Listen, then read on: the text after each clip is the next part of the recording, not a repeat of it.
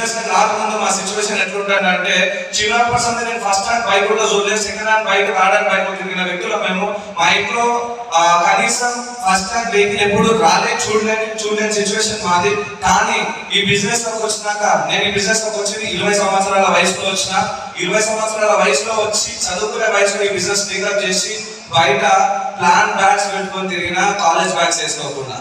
So ఎందుకు ఇంత పడుతున్నా అంటే ఒకటే అంటే నేను అనుకున్నది ఏంటంటే ఈ రోజు ఇక్కడ నాతో పాటు చాలా మంది స్టేజ్ మీద నిలబడ్డారు. వేరే వేరే రంగాల నుంచి, వేరే వేరే సెక్టార్ల నుంచి వచ్చిన వాళ్ళు. వాళ్ళకి చాలా నాలెడ్జ్ ఉండొచ్చు, చాలా అంటే చాలా సంఖ్య ఉండొచ్చు, చాలా వరకు ఉండొచ్చు. నాకు ఎటువంటి సంఖ్య లేదు. నేను ఇంట్రోవర్ట్ ఉంటుంటే ఎవరితో మాట్లాడకపోతుంటే బిజినెస్ నాకు రాకముందు ఎవరితో ఎక్కువ పరిచయాలు లేవు.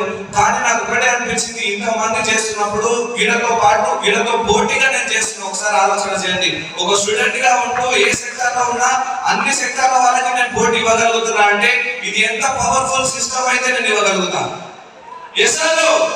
సో నేను ఒకటే నమ్మింది, గెలవాలని ఆకలి మనతో ఉన్నప్పుడు ఒక పవర్ఫుల్ సిస్టమ్ లో మనం ఉన్నట్టయితే ఖచ్చితంగా మనం అనుకున్న డ్రీమ్స్ మన కళలో నెరవేర్చుకోవచ్చు. మనతో సాధ్యం కాదంటూ ఏది లేదు.